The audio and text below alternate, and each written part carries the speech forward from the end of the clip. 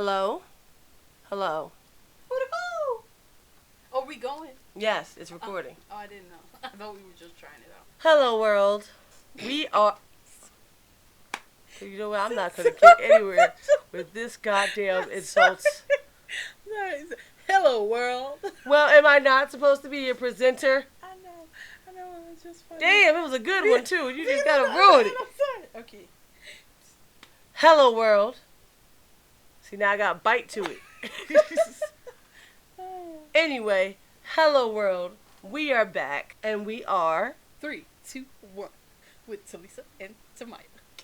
Apparently, we have a theme song that seems to have been hiding in the back of TaLissa's throat. But yes, 3, 2, 1. 3 words. 2 friends. 1 wish. And so, let's start our episode, which we are calling... Surviving the Workplace. Our first episode was anything but work, and we still stand by it. Definitely. Dreams before work, soul-crushing work, or just, managing work. I mean, it's not all work is soul-crushing for those who are okay with their jobs. And enjoy their jobs. That's cool. It's good for you. It's good. But for the rest of us who aren't necessarily the happiest or feel like we're accomplishing our full potential, this is for you. So, like we said, our first episode was anything but work. Now we're talking about actually surviving the workplace once you're in that work. Or as TaLissa so elegantly put it. I forgot. When you were saying that thing about the work. Say it again. You be looking so disappointed. I am disappointed. Say it again. You're not helping You me. said actually in the work. Let me and do stuff. this. I'll first start with a disclaimer. I love my company. I like my job. I like when they pay me. I like that they still have me. I like that I'm still on payroll. I appreciate it. I greatly do not want to leave yet.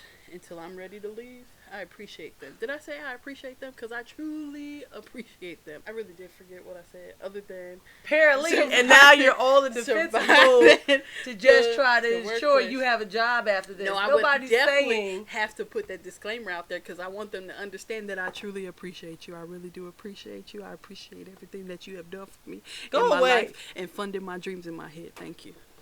Funding my dreams in my head. All right, since we're putting out disclaimers. I appreciate yes, I quite enjoy my job as well. As you should. It's very self-rewarding. Yes, I work with children. It's awesome. I get to be the big kid I've always been. No matter my age, that is me. So, and this is Tamiyah, so in case for those who forgot. But yes, I do enjoy my job. I do enjoy the paycheck. I appreciate it. But I'm talking about the fact that though it's nice, I still have my own dreams and visions and accomplishments that I'd like to reach. I think I remember what I said earlier.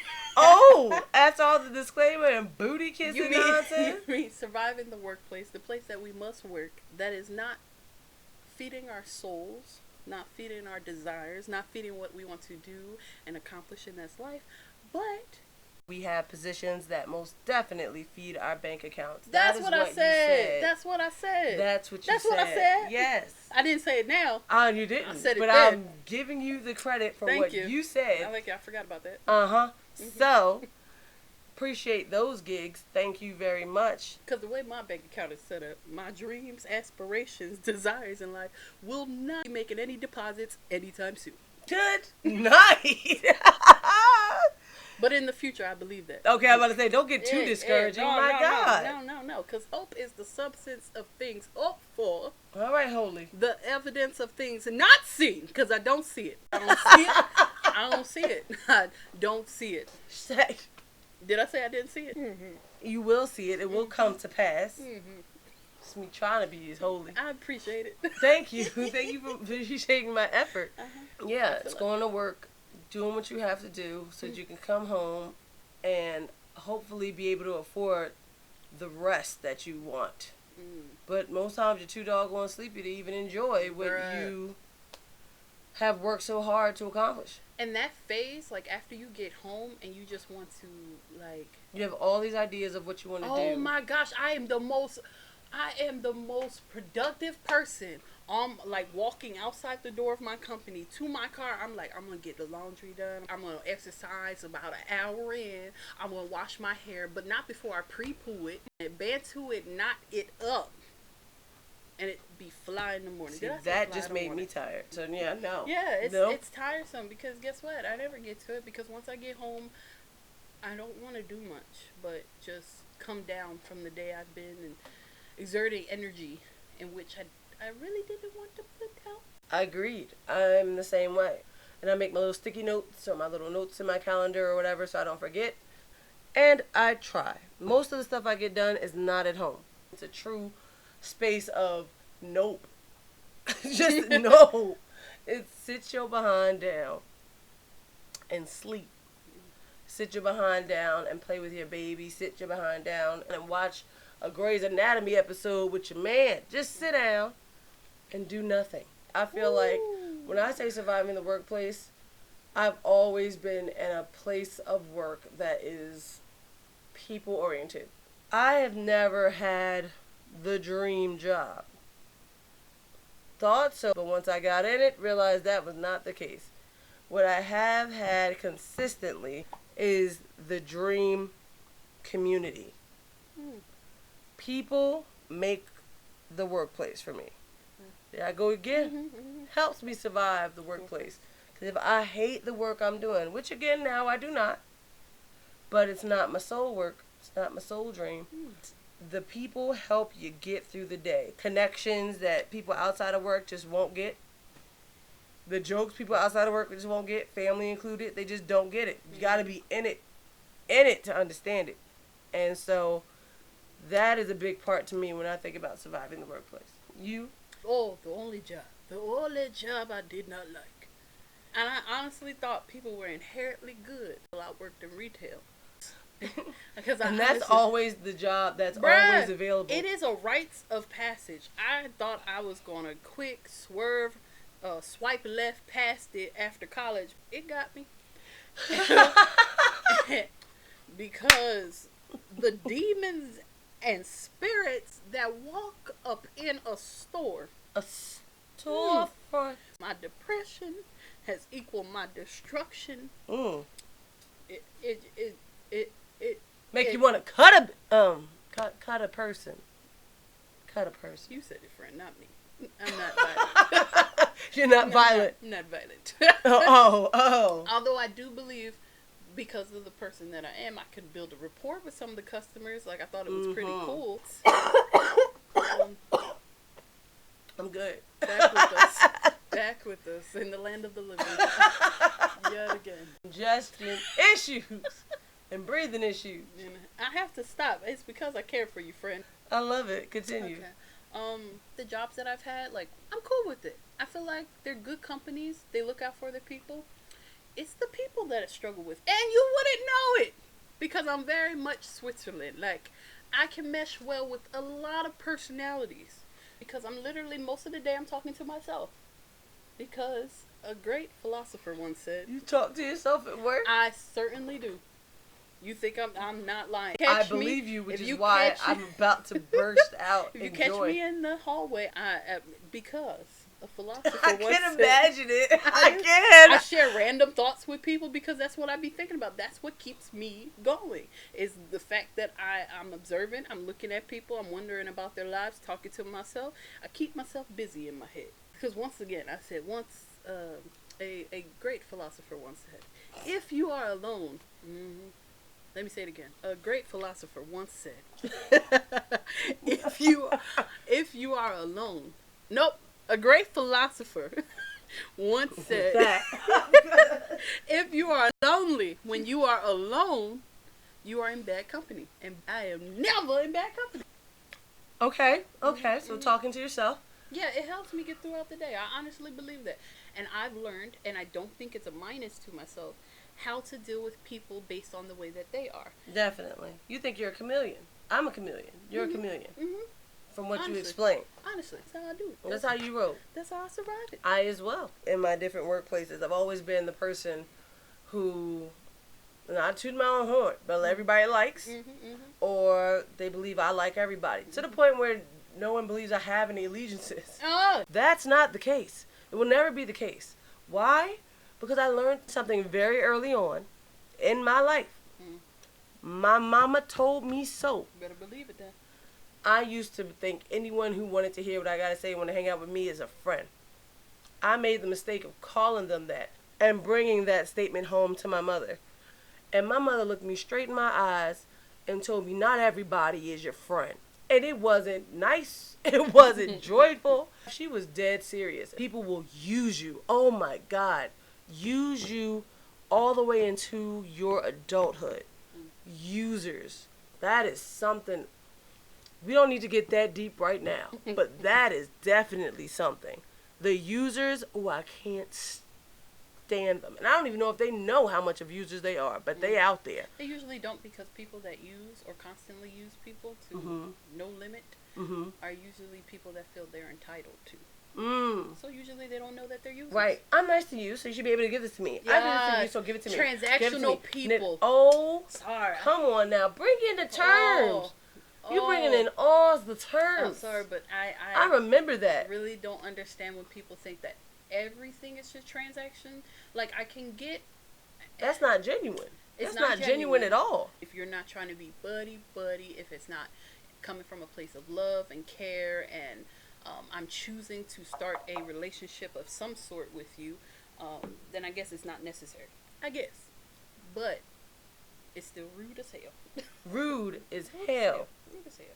People, you have to be careful. If you ask them one thing, they will think that equals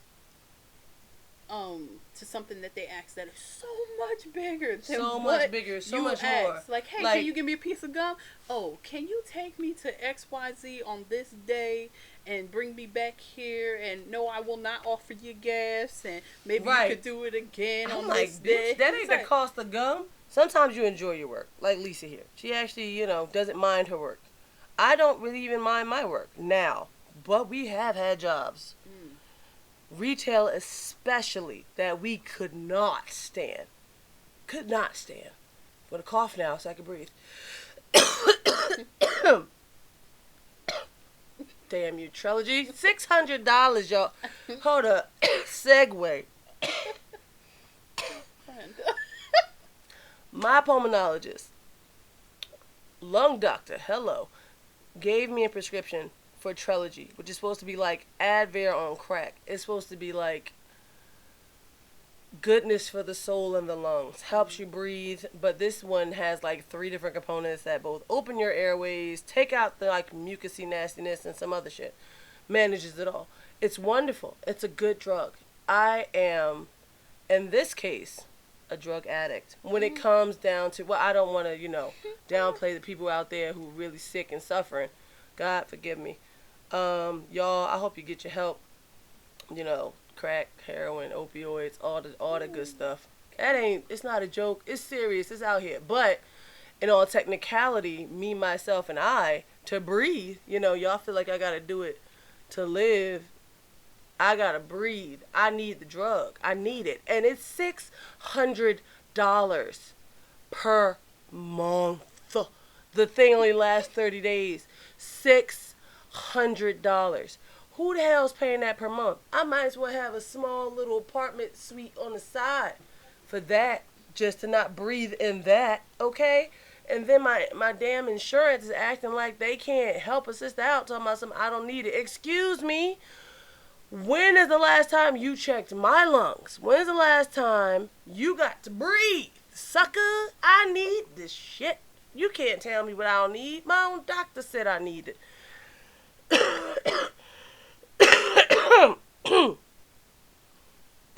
Long story short, sorry about that.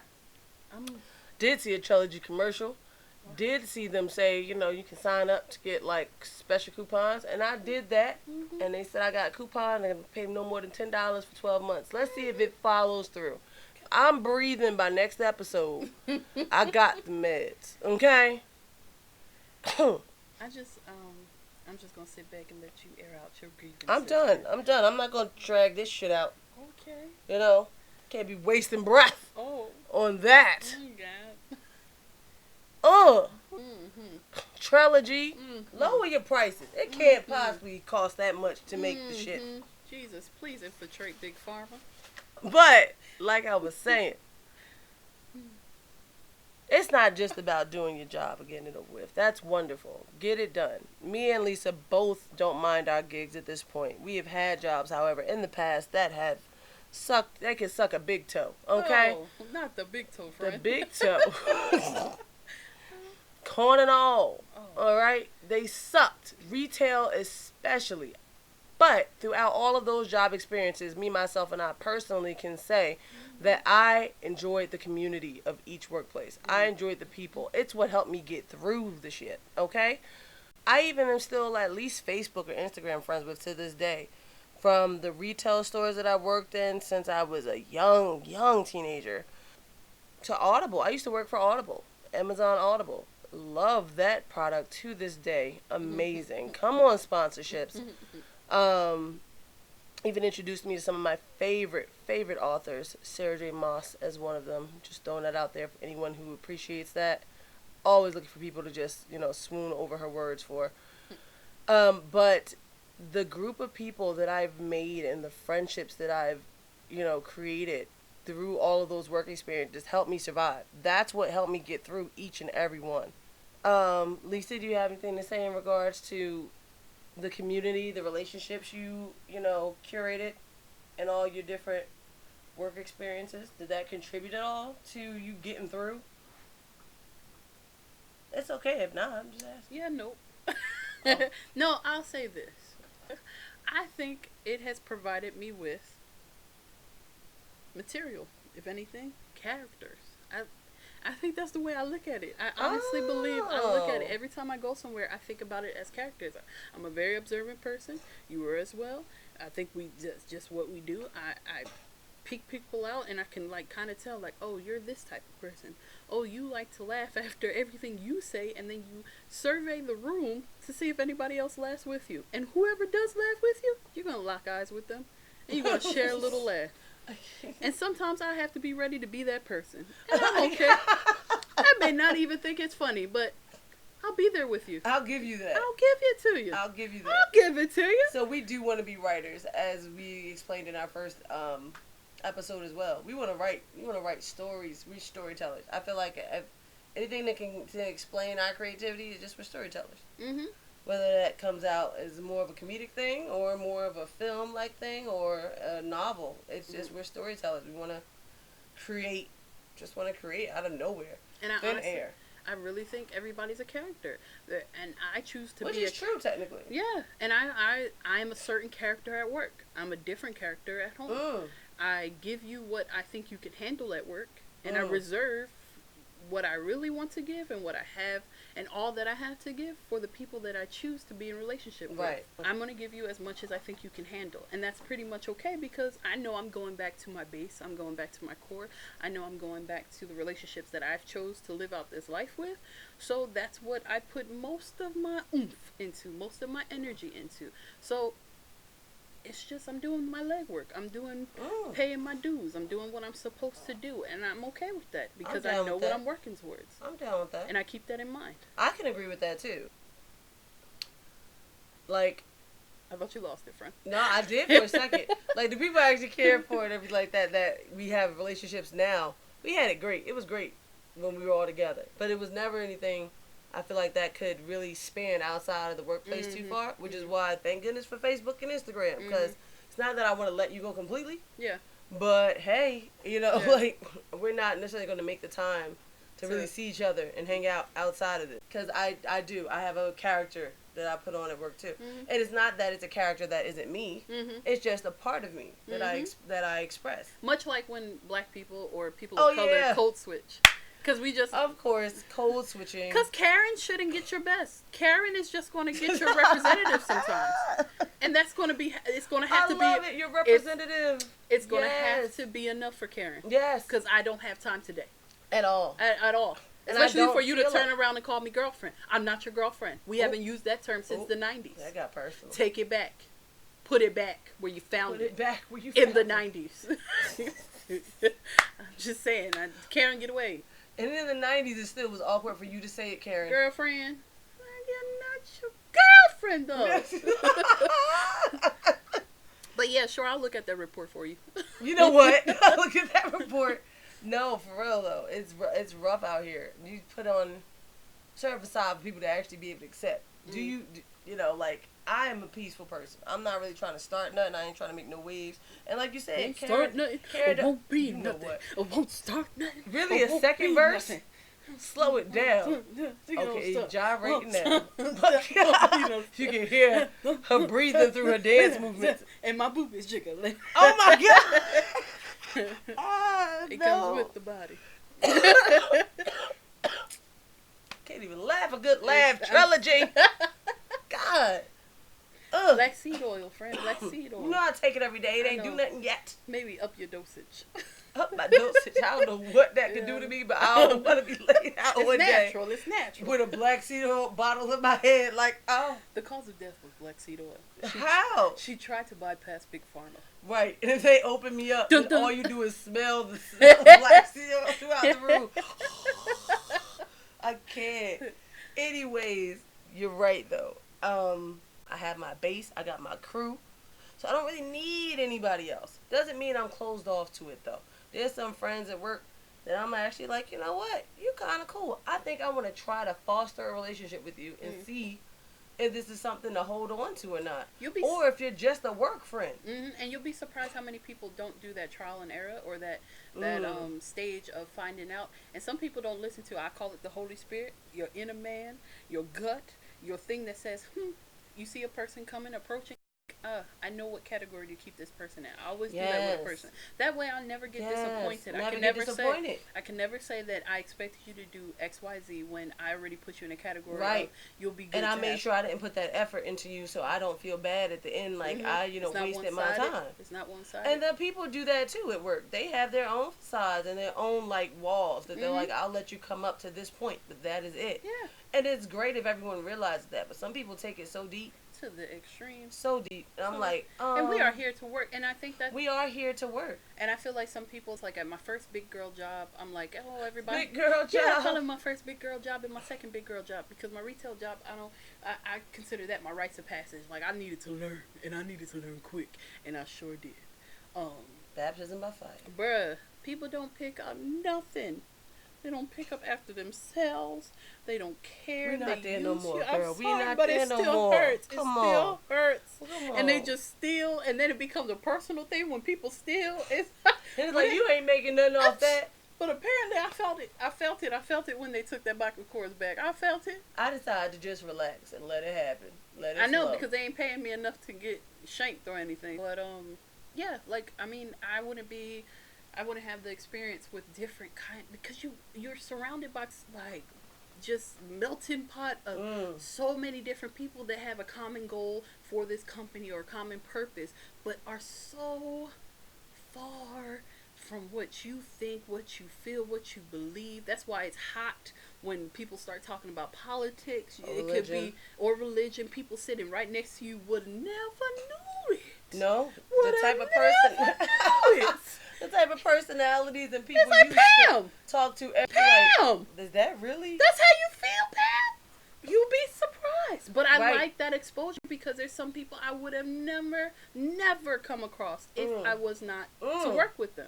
I feel like everybody needs to kind of reach out a little bit more. You might not be the most outgoing person, but open the hell up, or you're just going to be closed off to only your mind and your yes men surrounding you. And you spend 88%. Boring. 88% okay. of your time there, like.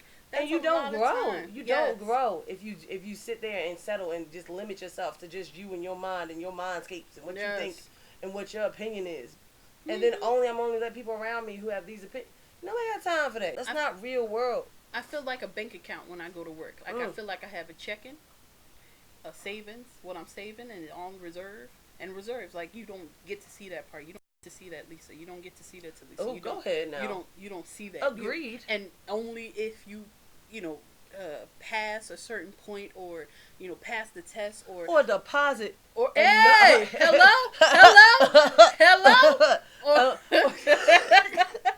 Oh no, friend. Oh no, friend. Please. Too much. No. I got a little bit too breathy with that one. I got too breathy with it, girl. Oh, it took me out. I got no damn trousers in here. I better stay true. Oh, please do. Butyrol, stay Please close. do. But unless you deposit at enough of a consistent too, because that's what banks do. You have to consistently deposit a certain amount into me, at least monthly, for me to accept you as a banker, as a client, as a customer, and for you to earn any interest, any help, anything that I want to give back to you, for you to earn the savings account. Which does bring it back to the fact that it is kind of transactional. It is transactional. If you choose for it to be transactional, right? At least in the but workplace. I feel like it could be surface transactional, like the people who are users and abusers, or like not, like deeper than that. Yeah. Because a deeper transactional relationship has nothing to do with material things, has nothing to do with I scratch your back, you scratch mine. It has more to do with I give into your spirit and you give back into mine. If you are that person that feels like you have to survive the workplace, which is a great, vast majority of us, you are not alone. You are in good company. You are doing the Lord's work. This is the legwork to where you want to be, where you need to be, where you are purposed to be. And for some people, this is it. They love this. And I love that they love it, because somebody that has found satisfaction in that and gratification. And their workplace, especially when that's where you spend a majority of your life, that's excellent. Yeah. And here's my concept. I don't want my retirement to be my reward at the end of it. Like, I don't want to have to look forward to retirement. I don't want to have to look forward to stop doing what I'm doing. Right. And that's how I look at a job, a career like this. If I can bounce ideas off of people, like my general idea of the best career is to sit around with dope people, bouncing off dope ideas about dope things to do. I just want to, what was that thing? I just want to do hood rat things, with my hood do ratchet things with my hood rat friends. I mean, generally speaking. But like great things, and think about, and maybe it's the millennial. And come up with stuff. Yes, and create. And have create a a product and share it. Yes, and have a sense of purpose and making a wave in this world and making change in this world. Like, and I don't feel like I can currently do it in the position that I am or the place that I'm in. So it literally is just me working the ground, being a good steward of my work, being a good steward of what I've been tasked with. Just making sure that I'm laying out the groundwork for my testimony at the end of all of this. And, you know, this is what I had to do to get where I want to be. And taking all those little tools and nuggets that I get along the way. Like, I am truly grateful. Like, as much of it sounds like I am just tired of working a soul-crushing, clock in, clock out, somebody else's baby, someone else's dream job, I am grateful for the experience, because how else would I be exposed to all of this and all of the people and all of the different things that make people tick and move and work and grind and, you know, the things that make them them. So, yeah. So yeah.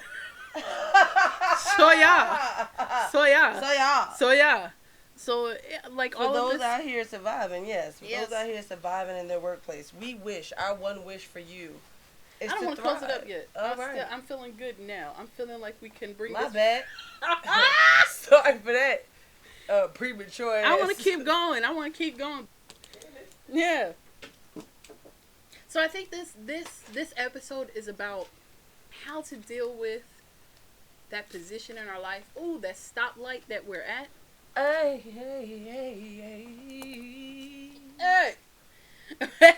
Where we feel that we're at a yellow light, we're at caution, we're like, what are we doing, where are we going? Because we don't want to get to the red light where we're stuck in where we're at, because that's the one thing I never understood in college. How do people get stuck in things that they don't want to be? How does retirement seem like the better option to what you do leading up to retirement? How do people get stuck? And after 26, bruh, I understand. It's the daily ins and outs of life. It's the needs that need to be met right there and then. The constant, last minute emergencies that occur that make you have to take all the little bits of savings that you were actually progressing towards and throw it towards this situation. Oh. And not just monetary, energy-wise. Energy. Oh, God, yes. But I want to get to a place where we thrive in those places and understand that as much as it pains us, it's for a reason. And it's just a stepping stone. Definitely. The relationships with your workplace does not have to be a negative one. Does not have to be a stagnant one. It can be a stepping stone. You just have to make it so. Be brave about it. Like, again, I'm not in the dreamscape of a job currently. Like, again, our dream job is circle table, bouncing ideas, creating new things, writing and creating people and characters and storytelling, period. Storytelling, period. But I have a job right now that's paying the bills, doing what I need to do. And I actually enjoy looking at smiling kids every day and making them laugh and making them smile and being the huge kid that I am, that I can't even imagine being as goofy as I am right now in a corporate workplace that I used to be in. I do miss that check, though. Oh, corporate checks. Hallelujah. But, yeah, she's still in the corporate check life. It would help put a smile on my face. Bonus. Yes.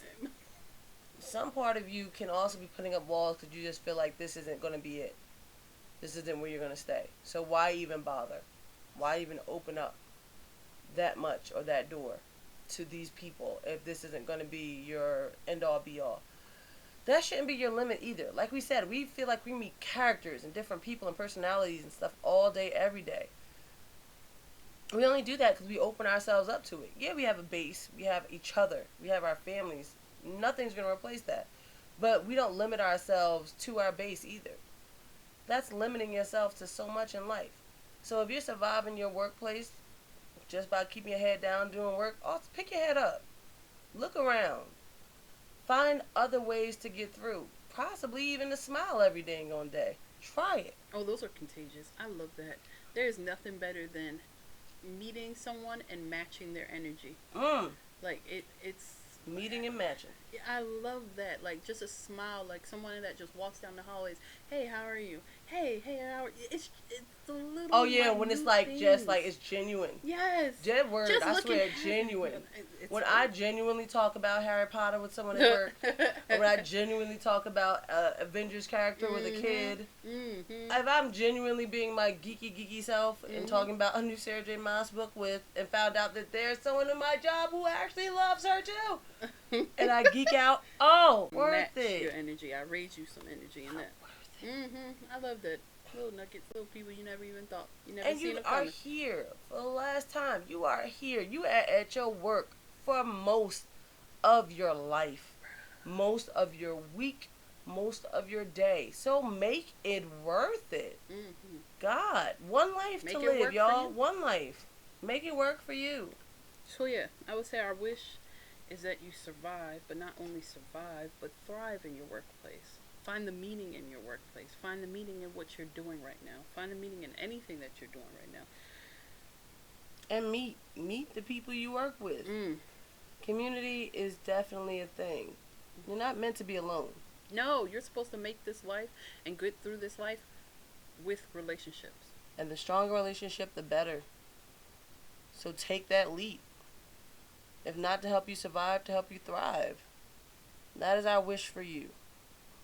So now we say goodbye for our second episode, Surviving the Workplace. This is 3-2-1, 3 words, 2 friends, 1 wish. I let it linger. You definitely did. Wait, didn't we have something to say? What, the 1 wish? No, didn't we say something after the good day? I'm not doing that shit again. What was it? Good day, world. I ain't doing that shit again. What time does... No, I ain't doing that shit with you again. Good day, world. Good day, world. It took us like 40 minutes to get through that goddamn thing. Maybe you should just keep it at 1 wish. Survive. Deuces. You got 1 word goodbye you can think of? Because I ain't doing no good day, world. Good day, world. Come on. Not I ain't deuces. got nothing. Not deuces. Oh, you mean a word? Yeah. So we can consistently say it to him. 3 words. 2 friends, 1 wish. 3 words. 2 friends, 1 wish. Have a good day, everybody.